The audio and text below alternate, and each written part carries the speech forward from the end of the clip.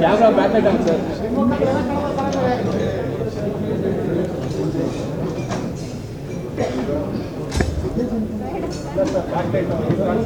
Sir ನೀವು ನಿಮ್ಮ face ಕಾಣಿಸ್ತಾ ಇಲ್ಲ ಸರ್.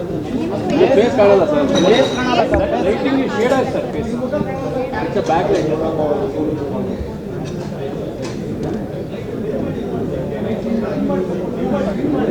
ಆಫೇ ಮಾಡಿಸಿ ಸರ್. ಆಫೇ ಮಾಡ್ತೀವಿ ಸರ್.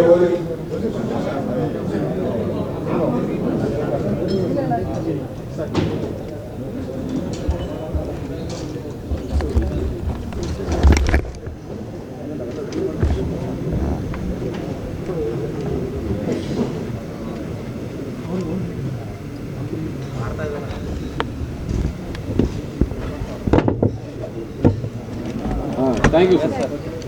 Yes, sir.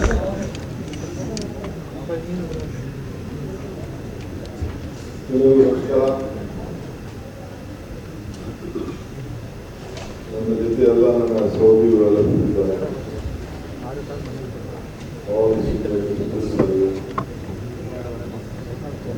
ಮಾತ್ರ ಹೋಗಿದ್ದಾರೆ.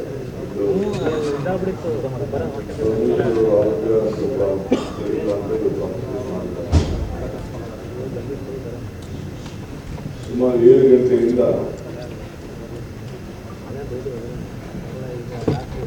ಅಂದರೆ 7 ಗಂಟೆಗಳ ಕಾಲ ಮಾಡಿ ಈಗ 10 ನಿಮಿಷ ಮುಂದೆ ಈ ಸಭೆನ ಅಂತ್ಯ ಮಾಡಿದ್ದೇನೆ.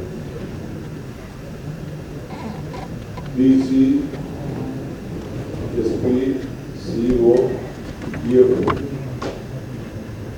ಅವ್ರ ಜೊತೆಗೆ ಎಲ್ಲ ನಮ್ಮ ಸರ್ಕಾರದ ಹಿರಿಯ ಅಧಿಕಾರಿಗಳು, ಯಾರ ನಮ್ಮ ಸೆಕ್ರೆಟರಿ ಬಂದಿದ್ದಾರೆ, ಆಡಳಿತ ವ್ಯವಸ್ಥೆಯಲ್ಲಿ ಯಾರು ಭಾಗಿಯಾಗ್ತಾರೆ, ಅವರೆಲ್ಲರೂ ಕರೆದು ಮೊದಲ ಸಭೆಯನ್ನು ಮಾಡಿದ್ದೇವೆ. ನಮ್ಮೆಲ್ಲರದು ಕೂಡ ಒಂದೇ ತಂಡ, ಟೀಮ್ ಕರ್ನಾಟಕ ಆಗಿ ಕೆಲಸ ಮಾಡೋಣ ಅಂತೇಳಿ ಎಲ್ಲರೂ ಕೂಡ ಮನವಿಯನ್ನು ಮಾಡಿದ್ದೇನೆ. ಜನ ನಮ್ಮ ಮೇಲೆ ಬಹಳ ನಿರೀಕ್ಷೆಯನ್ನ ಮಾಡಿದ್ದಾರೆ. ಸೊ ಸಾರ್ವಜನಿಕರ ಯಾರೇ ಆಗಲಿ ಸಾರ್ವಜನಿಕರು ಅವರ ಸಮಸ್ಯೆಯಿಂದಲೇ ನಮ್ಮ ಹತ್ರ ಬರ್ತಾರೆ. ಸಮಸ್ಯೆ ಇಲ್ಲಾಂದ್ರೆ ಯಾರು ಡಿಸಿ ಆಫೀಸ್ಗಾಗಲಿ, ಸೆಕ್ರೆಟರಿಯೇಟ್ಗಾಗಲಿ, ತಾಲೂಕು ಆಫೀಸ್ಗಾಗಲಿ, ವಿಲೇಜ್ ಆಫೀಸ್ಗಾಗಲಿ, PDO ಆಫೀಸ್ಗಾಗಲಿ ಕೊಡೋದಿಲ್ಲ. ಬಂದಂಥವ್ರಿಗೆ ಸ್ಪಂದಿಸಬೇಕು, ಪಾಸಿಟಿವ್ ಆಗಿ ಸಮಸ್ಯೆನ ಬಗೆಹರಿಸಬೇಕು. ಇದನ್ನ ಮಾರ್ಗದರ್ಶನವನ್ನು ಕೊಟ್ಟಿದ್ದೇನೆ. ಎಲ್ಲ ಅಧಿಕಾರಿಗಳು 10 ಗಂಟೆಗೆ ಅವರ ಕಚೇರಿಗೆ ಹಾಜರಾಗಬೇಕು. ಎಲ್ಲೇ ಡಿಸ್ಟ್ರಿಕ್ಟ್ ಹೆಡ್ ಕ್ವಾರ್ಟರ್ಸ್ನಲ್ಲಿ ಅವರು ಹಾಜರಾದ ತಕ್ಷಣ, ಅವ್ರ ರಿಪೋರ್ಟ್ ಆದ ತಕ್ಷಣ, ಅವರು ತಮ್ಮನ್ನ ಪ್ರೆಸೆಂಟ್ ಮಾಡಿದ ತಕ್ಷಣ ಇಲ್ಲಿ ನಮ್ಮ ಚೀಫ್ ಸೆಕ್ರೆಟರಿ, ಅಲ್ಲಿ ನಮ್ಮ ಅಡ್ಮಿನಿಸ್ಟ್ರೇಷನ್ ಸೆಕ್ರೆಟರಿ ಆಗಿರ್ತಾರೆ, ಅವ್ರಿಗೆ ಮೆಸೇಜು ಬರಬೇಕು. ಅವ್ರಿಗೇನು GPS ಇಟ್ಕೊಂಡಿರ್ತಾರೆ ಅಲ್ಲಿಂದನೇ ಎಲ್ಲಿ ಅವರು ತಮ್ಮ ಮಾಡ್ತಾರೆ, ಅಲ್ಲಿಂದನೇ ಈಗೆಲ್ಲರೂ ಕೂಡ ಟೆಕ್ನಾಲಜಿ ಅಷ್ಟು ಬೆಳೆದಿದೆ. ಅದನ್ನು ಅವರೆಲ್ಲರೂ ಕೂಡ ಮಾರ್ಗದರ್ಶನವನ್ನು ಕೊಟ್ಟಿದ್ದೇನೆ.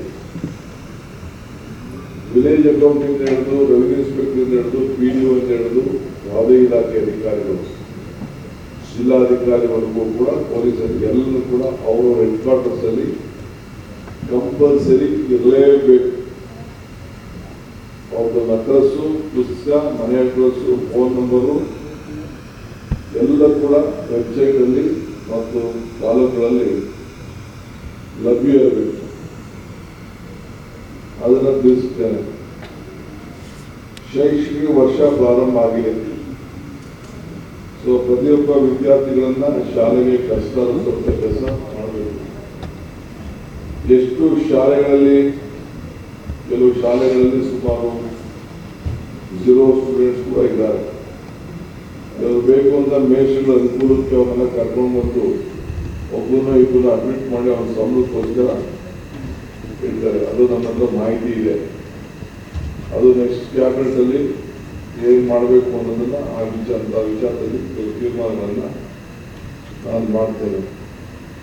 ವಿದ್ಯಾರ್ಥಿಗಳ ಸಮವಸ್ತು, ಪಠ್ಯ ಪುಸ್ತಕ ಮತ್ತು ಶೂಸು ಯಾವುದೇ ಇದು ಕೂಡ ಕಂಪಲ್ಸರಿ ಇನ್ನೊಂದು 1 ತಿಂಗಳೊಳಗಡೆ ಎಲ್ಲರೂ ಕೂಡ ತಪ್ಪಿಸುವಂತ ಕೆಲಸವನ್ನ ಮಾಡಬೇಕು. ಸೊ ಮಳೆ ಪ್ರಾರಂಭ ಆಗ್ತಾ ಇದೆ. ಬಿತ್ತನೆ, ರಸಗೊಬ್ಬರ, ಬೀಜ ಲಭ್ಯತೆ ಇವೆಲ್ಲ ಕೂಡ ವಿತರಣೆ ಮಾಡೋಕೆ ಕೇಂದ್ರದಲ್ಲೇ ಬೇಕಾದಷ್ಟು ಸಮಸ್ಯೆಗಳು ಬರ್ತಾ ಇದೆ ವಾರಿಂದ. ಆದರೂ ಕೂಡ ಜನ ಬಹಳ ಹುಷಾರಾಗಿ ಇದನ್ನು ಹ್ಯಾಂಡಲ್ ಮಾಡಬೇಕು ಅಂತ ನಾನು ತಿಳಿಸಿದ್ದೇನೆ. ಜೊತೆಗೆ ಗ್ಲೋಬಲ್ ವಾರ್ಮಿಂಗ್ ಇಲ್ಲಿ ಉಂಟಾಗಂತ ದೊಡ್ಡ ಸಾಧ್ಯತೆ ಇದೆ. ಸೊ ಅಲ್ಪಾವಧಿ ಮಳೆ, ಕೆಲವು ಕಡೆ ಕೋಸ್ಟಲ್ಲಿ ಪ್ರವಾಹ, ಇವೆಲ್ಲ ಕೂಡ ಇದೆ. ನಿನ್ನೆದವೆಲ್ಲ ಗಮನಿಸಿರ್ಬೇಕು.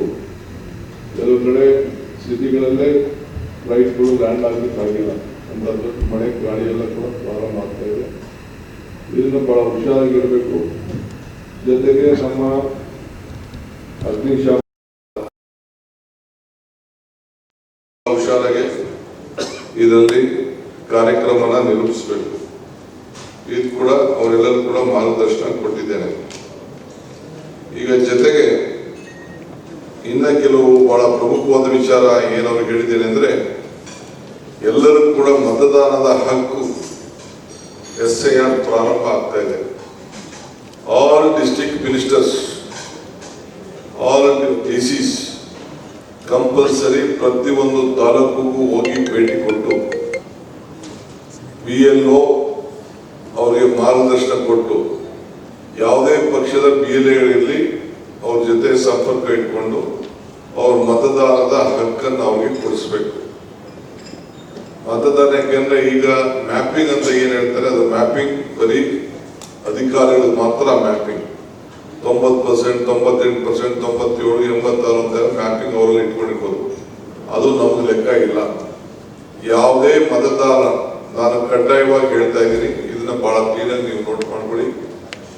ಯಾವುದೇ ಮತದಾರರು ಇನ್ಕ್ಲೂಡಿಂಗ್ DK ಶಿವಕುಮಾರ್ ಆಗಲಿ, ಇಲ್ಲಿರುವಂತ ಎಲ್ಲ ಮಂತ್ರಿಗಳು ಅವ್ರ ಮತ ಉಳಿಸ್ಕೊಳ್ಬೇಕು ಅಂತಂದ್ರೆ ಅವರು ಕಂಪಲ್ಸರಿ ಆಗಿ ಎನ್ಯುಮರೇಷನ್ ಫಾರ್ಮ್ಸ್ ಏನಿದೆ, ಅರ್ಜಿ ಏನಿದೆ, BLO ಏನು ಒಂದು ಅರ್ಜಿ ಕೊಡ್ತಾರೆ, ಆ ಅರ್ಜಿ ಫಾರಮ್ಗೆ ಫಿಲ್ಅಪ್ ಮಾಡಿ ಕೊಟ್ಟರು ಮಾತ್ರ ಅವರ ಮತ ಉಳಿತದೆ.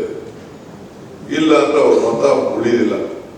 3 ಬಾರಿ BLAಗಳು ಅವರ ಮನೆ ಬಾಗಿಲಿಗೆ ಬಂದು ಮನೆ ಇಲ್ಲ ಅಂತಂದ್ರೆ ಕೊಡ್ತಾರೆ, ಇಲ್ಲ ಅಂದ್ರೆ ನೋಟಿಸ್ ಬೋರ್ಡ್ ಹಾಕ್ತಾರೆ. ಸೊ ಅದಕ್ಕೆ ಅವಕಾಶ ಕೊಡಕ್ ಹೋಗ್ಬೇಡಿ.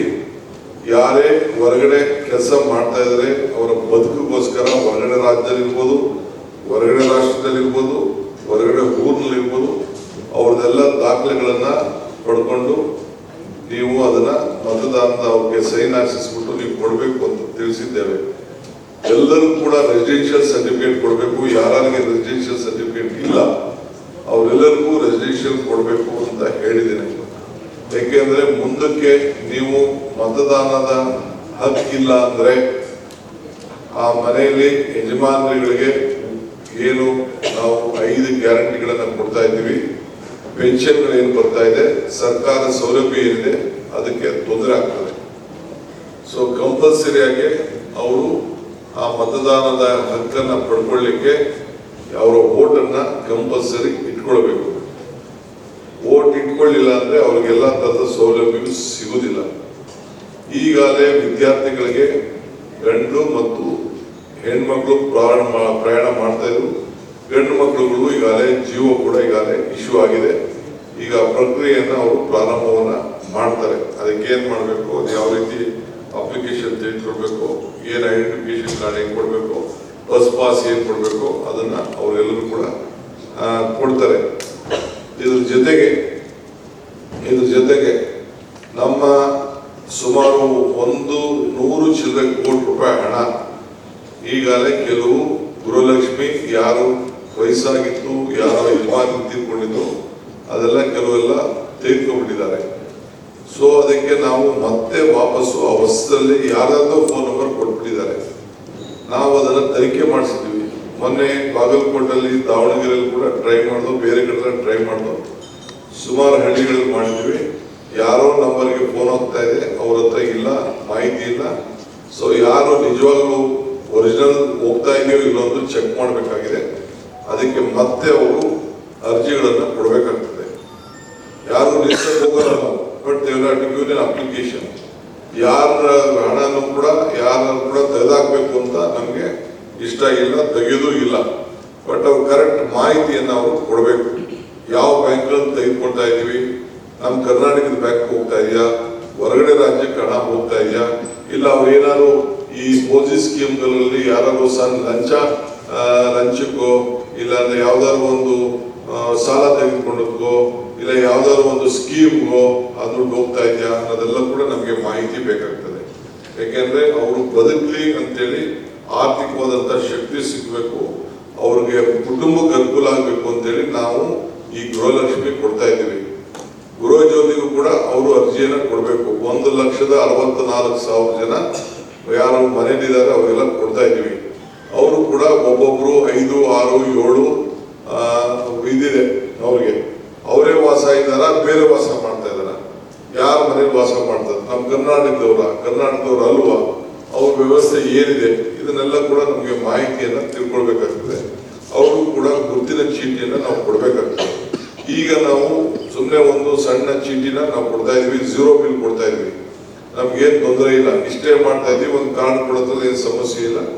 ಯಾರು ಗೃಹ ಜ್ಯೋತಿ ಬಳಸ್ಕೊಳ್ತಾ ಇದ್ದಾರೆ ಜಿನೈನಾಗೆ, ಕೆಲವರು ಅಂಗಡಿ, ಮನೆ ಕೆಳಗಡೆ ಅಂಗಡಿ ಇದೆ, ಮೇಲ್ಗಡೆ ಮನೆಯಿದ್ದಾರೆ, ಎರಡಕ್ಕೂ ಸೇರಿ ತೆಗೆದುಕೊಳ್ತಾ ಇದ್ದಾರೆ, ಅಂತವ್ರು ಬೇರೆ ಸಪರೇಟ್ ಆಗಿ ಅಂಗಡಿಗೆ ಹಾಕೊಳ್ಳಿ.